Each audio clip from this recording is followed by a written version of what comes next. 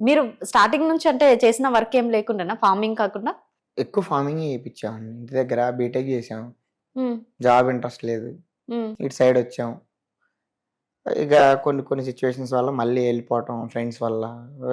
అసలు first thing ఏంటంటే వచ్చాను వెళ్ళిపోయాను అంతే. అంతకుమించి ఏం చేయలేదు 4 ఇయర్స్ హైదరాబాద్లో. ఓకే. వెనక తిరిగి చూసుకుంటే డేస్ అయిపోయాయి అంతే తప్ప మనం నో యూస్. సో అందుకని ఇంక అసలు రాకూడదు అనుకున్నా హైదరాబాద్. ఇప్పుడు రావడం హైదరాబాద్ మళ్ళీ. ఓకే. ఫార్మింగ్ మీద అంత ఇంట్రెస్ట్ ఎలా వచ్చింది మీకు? చిన్నప్పటి నుంచి ఫ్యామిలీ మొత్తం తాతలు వాళ్ళంతా మాది ఒక చిన్న విలేజ్ కదా. మా విలేజ్ నుంచి వచ్చిన ఈ విలేజ్ అనే కాదు, ఏ విలేజ్ నుంచి వచ్చిన ప్రతి ఒక్కడికి ఫార్మింగ్ అంటే ఇంట్రెస్ట్ ఉంటుంది. కాకపోతే తల్లిదండ్రులు వాళ్ళు పడ్డ కష్టం పిల్లలు పడకూడదని చెప్పి మంచి మంచి చదువుకోండి బయటికి వెళ్ళాలి అని ఒక థాట్ ఉంటుంది కదా వాళ్ళకి. అంతేగాని విలేజ్ నుంచి వచ్చే ప్రతి కుర్రోడికి ఫార్మింగ్ మీద ఇంట్రెస్ట్ ఉంటుంది, 100% ఉంటుంది. ఓకే. కాకపోతే అక్కడ ఉంటే చేయలేరు అనే ఫ్యామిలీలో తల్లిదండ్రులు ఉంటుంది కదా, మేము పడ్డ కష్టం వాళ్ళు పడొద్దు అనే ఒక థాట్తో వాళ్ళని ఇంకా చదివియటం బయటికి పంపించడం. ఓకే. మీరు తీసే రీల్స్లలో ఎక్కువగా షార్ట్ గర్ల్స్ గురించి ఉంటది. పొట్టి అమ్మాయిలా ఎందుకని? బాగా ఇంట్రెస్ట్ అనిపిస్తుంది చిన్నప్పటి నుంచి. పొట్టిగా ఉన్న అమ్మాయిలంటే కొంచెం ఇంట్రెస్ట్ అనమాట. అంటే బాగుంటారు అనే ఒక థాట్. పొట్టిగా ఉన్న అమ్మాయిలు ఎందుకు బాగుంటారు? అది నా ఇంట్రెస్ట్ అంటున్నా. ఓకే. వాళ్ళకి లేనిపోని టాస్క్లు పెడుతుంటారు ఎందుకు ఇన్స్టాగ్రామ్ లో? అసలు ఏంటి అసలు. ఓకే. మొత్తానికైతే మీ లైఫ్ లో నెక్స్ట్ వచ్చే పర్సన్ ఎవరన్నా ఉన్నారా? వచ్చే పర్సన్ ఉన్న పొట్టి అమ్మాయి ఉంటుంది. చూజ్ చేసి చేసుకుంటారు అనమాట. అంటే ఇప్పుడు చూస్ లో ఉన్నారా చేసుకుంటారా? పాస్ అది అంతా అంటే చూసి చెప్పాను కదా, ఫ్యూచర్ మనం చెప్పలేం కదా అది ఎట్లా అవుతుంది ఏమవుతుంది అని. ఓకే. నెక్స్ట్ ఫ్రెండ్షిప్ మోసం. ఎందుకు? ఫ్రెండ్షిప్ అంటేనే మోసం అంతే. ఫ్రెండ్షిప్ అంటేనే మోసం. ఎక్కడో 100కి ఒక 10% ఫ్రెండ్షిప్కి వాల్యూ ఉంది, కానీ ప్రెసెంట్ ఉన్న దాంట్లో స్వార్థం తప్ప ఫ్రెండ్షిప్ ఎక్కడ ఉంది? మీరు మీ లైఫ్ లో మోసపోయిన ఏమైనా ఉన్నాయి ఫ్రెండ్షిప్ వల్ల? ఫ్రెండ్షిప్ వల్లే మోసపోయాను. అదే ఏమున్నాయి? నమ్ముతాం కదా, అంటే మనకి వీడుంటే చాలు అన్న ఫ్రెండ్ కూడా మోసం చేస్తే ఎలా ఉంటుంది లైఫ్లో చెప్పు. అండ్ అంటే వీళ్ళు మొత్తం అంటే వాళ్ళ కోసం అని ఫ్యామిలీని దూరం పెడతాం.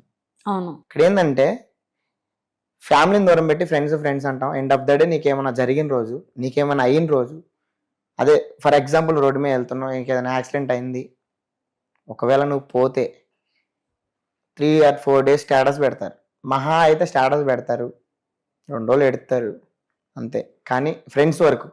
అదే పేరెంట్స్ అయితే, ఫ్యామిలీ అయితే మనం లేము అనే బాధ వాళ్ళకి చాలా ఎక్కువ అనమాట. ఫర్ ఎగ్జాంపుల్ ఏదైనా యాక్సిడెంట్ అయింది, మనకేమన్నా అయింది, మనీ పరంగా ఏమైనా హెల్ప్ కావాలి, ఏ ఒక్కడు చేయడు.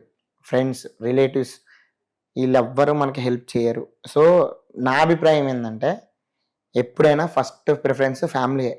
100% చెప్తారు, జాన్రా జిగిరిరా అదిరా ఇదిరా గుండెరా ఇంకేదేదో అంటారు కదా, అంతా waste. End of the day నీకేమన్నా అయితే వచ్చేది ఫ్యామిలీ మాత్రమే.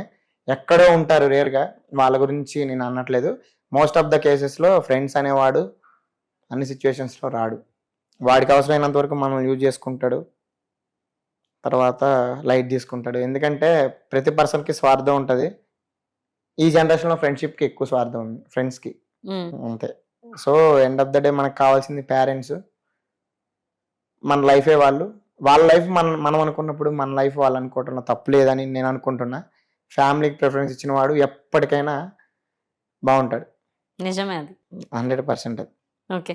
ఈ రోజుల్లో అయితే చాలా మంది అంటే ఇప్పుడు అంతా న్యూ జనరేషన్ కాబట్టి ఫ్యామిలీని చాలా దూరం పెట్టేసి ఇలానే కొన్ని ఇయర్స్ అయినాక తెలుస్తూ ఉంటది ఎవరు ప్రేమ గొప్పది అని. తెలిసేలోపు వాళ్ళు మనతో ఉంటారు. అదే మైనస్ ఇక్కడ ఏంటంటే, ఫర్ ఎగ్జాంపుల్ నేనే ఉన్నా, మా మమ్మీ ఫోన్ చేసింది అనుకో 2 నిమిషాలు మాట్లాడాం. అదే ఫ్రెండ్ ఫోన్ చేసినా లేకపోతే ఇంకెవరైనా అమ్మాయి ఫోన్ చేసినా గంటలు మాట్లాడతాం, టైం స్పెండ్ చేస్తాం. కానీ మదర్ కానీ ఫాదర్ కానీ ఫోన్ చేస్తే 2 minutesలో తిన్నా తిరిగి మనం తిన్నామా అని కూడా అడగం వాళ్ళని. సో వాళ్ళ విలువ తెలిసేసరికి వాళ్ళు మనతో ఉండకపోవచ్చు. సో వాళ్ళు ఉన్నప్పుడే వాళ్ళకి వాల్యూ ఇచ్చి వాళ్ళతో టైం స్పెండ్ చేస్తే చాలు. వాళ్ళు అది అంతే కదా, పేరెంట్స్ మన దగ్గర నుంచి తిరిగి ఏదైనా కోరుకుంటారు పేరెంట్స్ మన దగ్గర నుంచి అంటే వాళ్ళతో మనం టైం స్పెండ్ చేయటం. సో నేను అదే ఫిక్స్ అయ్యా, అన్నీ వదులుకున్నా. ఈ అంటే మూవీ ఇండస్ట్రీ అంటే ఇంట్రెస్ట్ ఉండేది, అన్నీ వదులుకున్నా. ఇప్పుడు మా ఫ్యామిలీతో మా అమ్మ నాన్నతోనే ఉంటా. ఎటు వెళ్ళను, అటు ఇటు తిరిగి వచ్చిన ఎండ్ ఆఫ్ ద డే మనం ఇంకా ఇంటికి వస్తా, వాళ్ళతో టైం స్పెండ్ చేస్తా, చాలు. నాకు ఎక్కువ శాలరీ అంటే ఏంటంటే, చిన్నప్పుడు మనకి అమ్మ ఇచ్చిన 5 రూపాయల కన్నా మనకి ఇప్పుడు వచ్చి 60,000 శాలరీ కూడా ఎక్కువ కాదు. అవును. అది ఎవరు చెప్తారంటే, అమ్మ నాన్న వదిలేసి, ఒక మిడిల్ క్లాస్ ఫ్యామిలీ నుంచి అమ్మ నాన్న వదిలేసి హైదరాబాద్ వచ్చి జాబ్ కోసం సెర్చింగ్ చేసి జాబ్ వచ్చిన తర్వాత శాలరీ వచ్చినప్పుడు సాటిస్ఫాక్షన్ ఉండదు. అవును. ఎందుకంటే చిన్నప్పుడు అమ్మ ఇచ్చిన 5 రూపాయల కన్నా ఇప్పుడు మనకు వచ్చే 60,000 శాలరీకి సంబంధమే ఉండదు. మీ స్కూల్ లైఫ్ కానీ కాలేజ్ లైఫ్ కానీ మీరు చేసిన మెమొరీస్ కానీ? స్కూల్ లైఫ్ లో మొత్తం చెత్తే. ఏం చేశారేంటి? ఏనో కదా ఎవరికి, ఒక మా అయ్యే తప్ప ఎవరికైనా. ఓకే. అంటే స్కూల్ లైఫ్ అంటే ప్రతి ఒక్కరి లైఫ్ లో ఉంటది. ఫ్రెండ్స్ అని చెప్పాను కదా, స్కూల్ లైఫ్ నుంచే ఫ్రెండ్స్ ఎక్కువ. బాగా బాగా అంటే ఫ్రెండ్స్ ఇంటి దగ్గర ఉండేది లేదు, వాళ్ళంటేనే బాగా ఇష్టం అనమాట ఫ్రెండ్స్ అంటే. అండ్ ఫ్రెండ్స్ వల్ల చాలా జరిగినాయి, చాలా యాక్సిడెంట్లు అయినాయి ఫ్రెండ్స్ వల్ల అయినాయి, ప్రాబ్లమ్స్ అయినాయి. అయినా ఫ్రెండ్షిప్ని ఎప్పుడు వదులుకోలేదు. కానీ ఒక్క రోజు తగిలిన దెబ్బ వల్ల ఇక ఫ్రెండ్స్ అంటేనే చాలా భయం అనమాట. ఆ రోజు ఏంటి? అదే హైదరాబాద్ నేను వచ్చినప్పుడు నా అనుకున్న వాళ్ళు నన్ను మోసం చేయటం. అంటే ఫస్ట్ థింగ్ ఏంటంటే, ఫ్రెండ్షిప్ విలువ తెలిసిన వాడు ప్రాణం పోయినా వాడి ఫ్రెండ్ కోసం ఏది అంటే రాంగ్ వేలో ఎవరికి కన్వే చేయడు. అలా కన్వే చేసిన రోజు, ఇప్పుడు నువ్వు ఉంటావు, నీ బెస్ట్ ఫ్రెండ్ ఉంటారు, మీకు అంటూ పర్సనల్స్ ఉంటాయి. సో ఆ పర్సనల్స్ వేరే వాళ్ళకి షేర్ చేయడం అనేది చాలా తప్పు కదా. సో అది ఒకటే చెప్తున్నా ఏంటంటే, ఇప్పుడు మీ బెస్ట్ ఫ్రెండ్ అన్నోడే అనుకొని మీరు వాడికి ఏమైనా మీరు పర్సనల్స్ కానీ ఏమైనా చెప్పడం చేయకండి. ఎందుకంటే రేపు అన్న రోజు వాడికి నీకు బాగాలేని అంటే ఏదైనా గొడవైన రోజు 100% వాటిని వాడు మిస్యూజ్ చేస్తాడు. సో అది ఫ్రెండ్ లేదు, ఎవ్వడు లేడు, ఫ్యామిలీ ఇంపార్టెంట్. ఏ పర్సనల్స్ ఎవరి దగ్గర ఉంచుకుంటే, ఎవరి పర్సనల్స్ వాళ్ళ దగ్గర ఉంచుకుంటే చాలా బెటర్ అనమాట. సో ఇది ఒకటి గుర్తుపెట్టుకోండి, అది చాలా ఇంపార్టెంట్. మన పర్సనల్స్ ఎప్పుడు షేర్ చేసుకోవద్దు. ఎందుకంటే ఈ రోజు మనతో బాగానే ఉంటారు, రేపు ఎల్లుండి ఏదో ఒక గొడవ జరుగుతుంది, వాటిని మిస్యూజ్ చేస్తారు, వాటి వల్ల నువ్వు చాలా ప్రాబ్లం ఫేస్ చేయాల్సి వస్తుంది. సో ఎప్పుడు ఎవరిని కూడా నమ్మొద్దు. ఫ్యామిలీని చాలా మంది నెగ్లెక్ట్ చేస్తుంటారు కాబట్టి ఇందాక చెప్పారు వాల్యుబుల్ గా. ఇప్పుడు మీ ఫాలోవర్స్ కానీ చూస్తున్న ఆడియన్స్ కానీ ఒక చిన్న మాటలో. ఫ్యామిలీ అంటే ఎవ్రీథింగ్. ఇంకా వాళ్ళ తర్వాత ఏదైనా మళ్ళీ చెప్తున్నాగా, ఎండ్ ఆఫ్ ద డే మీకు ఏదైనా అయిన రోజు చుట్టాలు రారు, రిలేటివ్స్ వాళ్ళు రారు, ఫ్రెండ్స్ రారు. నీకేమైనా మనీ పెట్టాలంటే ఫోన్ కూడా లిఫ్ట్ చేయలేని సిచ్యువేషన్ వస్తుంది. చూసుకొని కావాలంటే మీ లైఫ్లో జరిగే ఉంటుంది. ఎండ్ ఆఫ్ ద డే నీ ఫ్యామిలీయే రావాలి, నీ ఫ్యామిలీయే నిన్ను కేర్ చేయాలి, నీ ఫ్యామిలీయే నిన్ను చూసుకోవాలి. సో ఫ్యామిలీకి ఎంత ప్రిఫరెన్స్ ఇచ్చి, వాళ్ళకి ఎంత వాల్యూ ఇచ్చి, వాళ్ళతో ఎంత టైం ఎక్కువ స్పెండ్ చేయగలిగితే నీ లైఫ్లో నువ్వు అంత బాగుపడతావు. నాకు తెలిసి అంతే, బై ఎక్స్పీరియన్స్ చెప్తున్నా. ఓకే. మీ లైఫ్ గోల్ ఏంటి? మా అమ్మ నాన్న మంచిగా చూసుకుంటాం చాలు, అంతే. అదే లైఫ్ గోల్. అంతకుమించి నేను ఆ జాబ్ చేయాలి, ఈ జాబ్ చేయాలని నిజంగా లేదు, సీరియస్గా చెప్తున్నా. నేను ఇప్పుడు ఉండేది కూడా విలేజ్లోనే, మా అమ్మ నాన్నలతోనే, లాస్ట్ వరకు వాళ్ళతోనే ఉంటాను. ఓకే. ఎక్కువగా మమ్మీ డాడీ ఇద్దరిలో ఎవరు తిడుతుంటారు? మమ్మీ తిడుతుంది, మా డాడీ తిట్టాడు కానీ తేడా వస్తే తెలుసు కదా, వాడే. ఎప్పుడైనా కొట్టారా? ఓ చాలా స్టంట్లే చేశాడు మా డాడీ అయితే. అంటే పెద్ద వయసు వచ్చేదాకా ఇప్పుడు కానీ కొడతాడు తేడా వస్తే. ఇప్పటికైనా కొడతాడు తేడా వస్తే. దేంతో కొడతారు? దేంతో కొడతాడు ఓకే. అంతే, షార్ట్ టెంపర్లు అనమాట. వింటే ఓకే, వినకపోతే అంటే ఏ విషయంలో వినరు? ఏదైనా విషయంలో ఫస్ట్ ఏ విషయంలో అయినా మనం చేస్తాం కదా, మనం ఖాళీగా ఉంటాం. సరే పని ఇప్పుడు లేదులే ప్రెసెంట్, ఎందుకంటే ఇప్పుడు వాళ్ళ మాట వింటున్నాం కాబట్టి సరిపోతుంది, లేకపోతే బయటికి పొమ్మంటాడు. అంటే చిన్నప్పటి నుంచి ఇంకా తెలియక చేస్తుండే కదా, అప్పుడు కోపం అయిపోయి అలగడం కానీ వెళ్ళిపోవడం కానీ అలాంటివి ఏమైనా జరిగాయి? ఓ మనం అలగటం వెళ్ళిపోవడాలు అలాంటివి ఉండవు. కొడితే ఒళ్ళిచ్చేయడమే. ఏం చేయడం? కొట్టుకో అని చెప్పడమే. కొట్టే నువ్వు ఇష్టం వచ్చింది కొట్టుకో. సాంగ్ అయిపోయింది, బాడీ కొట్టి అంతే. పారిపోవడాలు బయటికి పోతే మనకే ఇప్పుడు బో పెడతాడు, ఎవరన్నా పెడతారా మన మొహాలు చూసి? ఎక్కడ పోయినా మళ్ళీ ఎండ్ ఆఫ్ ద డే మళ్ళీ ఇంటికే రావాలి. అలిగిపోతే రమ్మని మా నాన్న అట్లాంటివి ఉండవు. ఆకలిస్తే వాడే అవుతారు, ఎవరికి పెడతాడు బోవా, ఆ సెంటెన్స్ లో వెళ్ళిపోతారు అనమాట మా నాన్న. ఓకే. అది మళ్ళీ ఎందుకు పోవటం ఎందుకు రావటం ఎందుకు, సైలెంట్ గా అంతే.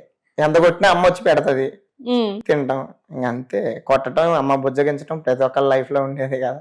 మీ లైఫ్ లో మీరు అసలు ఆ డే అసలు జరిగి ఉండొద్దు అనుకున్న డే ఏదైనా ఉందా? అదే కదా అంటే ఎలా అంటే పేరెంట్స్ నెగ్లెక్ట్ చేయటం వల్ల నాకు ఒక రోజు ఒక ప్రాబ్లం అయింది. అది చెప్పలేను, కాకపోతే చెప్తున్నా కదా, దానివల్ల నేను ఎంత చెప్తున్నా. ఆ రోజు రాకుండా ఉంటే ఈ రోజు నేను ఎలా ఉండేవాడిని కాదు. నువ్వు అంటున్నట్టు ఇలానే ట్రైనింగ్లో, అప్పుడు ఎలా ట్రైనింగ్లో ఉన్నానో ఇప్పుడు కూడా అలానే ఉండేవాడిని, హ్యాపీగా ఉండేవాడిని. ఆ రోజు రాకూడదు అనుకుంటా ఉంటా, దానివల్ల ఎప్పుడూ డిప్రెస్ అవుతానే ఉంటా. అది అయినా కానీ ఎంత డిప్రెస్ అయినా అది రాదు. ఒక రోజు అయిపోయింది, టైం గడిచిపోయిందంటే ఇంకా అది రాదు కదా. సో ఆ రోజు రాకూడదు అనుకుంటా. హ్యాపీ మూమెంట్ ఏమన్నా ఉందా?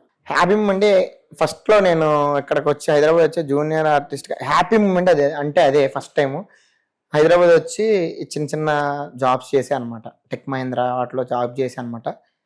చేసి నాకెంత ఇప్పుడు 10-12K ఇచ్చేవాళ్ళు. ఆ శాలరీలో మనం మొత్తం మనమే ఖర్చు పెట్టుకుంటాం అనమాట. ఒక 500 పెట్టి మా మమ్మీకి శారీ తీసుకెళ్ళా.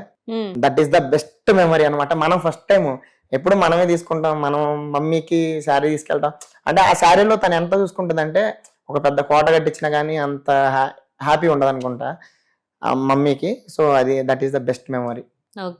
చాలా హ్యాపీ. తర్వాత మా నాన్నకి ఫుల్ తీసుకెళ్ళా. సో అది కూడా బెస్ట్ మెమరీ అనమాట. ఫస్ట్ టైం మనమే ఇవ్వటం కదా. సో అది ఏ బ్రాండ్ ఇచ్చారు? బ్రాండ్ అంటే రాయల్ ఛాలెంజెస్ అంట. అంటే మీకు తెలిసి అయితే డాడీ ఏం తాగుతారు అంటే మీరు కూడా ఏంటిది? లేదు, నిజంగా లేదు. అంటే యాక్చువల్ గా మేము గౌడ్సే కాబట్టి తాటికల్లు ఉంటది. అదే అందాం అనుకున్న గౌడ్స్ కదా, తాగుతారా అనొద్దు, మేము కన్ఫామ్ గా తాగుతాం అది. సో ఏంటంటే అంతే, ఆ తాటికల్లు ఎంత తీగ ఉంటుందో మా మనసు కూడా అంత తెల్లగా ఉంటది అనమాట. సో గౌడ్స్ని ఎప్పుడు తక్కువ అంచనేయకండి. దీనికి కూడా మళ్ళీ కాంట్రవర్సీ అయితే అస్సలు అవ్వదు, ఎందుకంటే అంత మంచోళ్ళు అని చెప్తున్నా. మేము ఇక ఒకటి చెప్తాను, మేము ఎక్కడికి వెళ్ళినా కాళ్ళు రైడేసుకొని బతుకుతాం, ఎందుకంటే మేము మర్యాద ఇస్తాం. సో మా మర్యాదకు మాకు ఒక పేరు ఉంది, ఏంటో చెప్పనా, గౌడ్ సాబ్. ఎందుకు? మేము ఇచ్చే రెస్పెక్ట్ ని బట్టి మమ్మల్ని గౌడ్ సాబ్ అని పిలుస్తారు. That is Goud.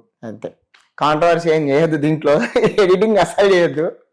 ఎందుకంటే మా కాస్ట్ ని మేము రెస్పెక్ట్ 100%, ప్రతి ఒక్కరు వాళ్ళ కాస్ట్ ని రెస్పెక్ట్ ఇవ్వాలి, అదర్ కాస్ట్ ని కూడా మనం రెస్పెక్ట్ చేయాలి. సో నా థింకింగ్ అలా ఉంటది. అవును. ఓకే, ఫైనల్ గా మీరేమన్నా చెప్పాలనుకుంటున్నా మీ ఫాలోవర్స్ కి? అంటే బ్యాక్ అన్నారు కదా ఇందాక ఇంటర్వ్యూలో. కన్ఫామ్ ఒకటి మాత్రం చెప్తున్నా, అంటే కొంతమంది నాకు మెసేజ్ చేస్తారు, అన్ని వీడియోలు చేసినా వ్యూస్ రావట్లేదు. టాలెంట్ ఎవ్వడి సొత్తు కాదు. 100% మీరు వీడియోలు కంటిన్యూగా చేస్తూ ఉంటే ఏదో వన్ డే కన్ఫామ్ వస్తుంది అనమాట మీకు కూడా. సో అప్పుడు ఎవరైనా సరే ఆ స్టార్టింగ్ నుంచి కష్టపడి వచ్చినాక ఈ ప్రెసెంట్ సిచ్యువేషన్లో మంచి పొజిషన్లో ఉన్న వాళ్ళు అలానే మీరు కూడా వీడియోలు చేస్తూ ఉండండి, కంటిన్యూ చేయండి. వ్యూస్ కోసం మాత్రం దిగజారకండి. లేడీస్ మెయిన్గా ఉన్నారు, చాలా మంది దిగజారిపోతున్నారు అనమాట. సో అలా చేయకండి. వాళ్ళని చూసి మీరు అస్సలు అవ్వకండి, కంటెంట్ చేయండి అంతే. ఒకరోజు కన్ఫామ్ సక్సెస్ వస్తుంది, లైఫ్ హ్యాపీ అవుతుంది. అసలు మీరు కంటెంట్ చేస్తే ఒకళ్ళు మిమ్మల్ని పొగట్టం కాదు, మీ కంటెంట్ చూసి మీరే హ్యాపీ ఫీల్ అవ్వాలి. అలాంటి కంటెంట్ చేయండి, అంతేగాని లైక్స్ కోసం వ్యూస్ కోసం అస్సలు బట్టలిప్పుకోవద్దు. జాగ్రత్త. ఓకే, థ్యాంక్ యూ అన్న, థ్యాంక్ యూ సో మచ్. చూసారుగా ఇంటర్వ్యూ. నెక్స్ట్ ఇంటర్వ్యూతో మేము ముందుంటా. సైనింగ్ ఆఫ్, కీర్తి. మీ బంగారం బ్యాంకులో ఇతర ప్రైవేటు సంస్థల్లో ఉన్న విడిపించి కొనబడను. కొమ్మూరి గోల్డ్, ఆంధ్ర మరియు తెలంగాణ.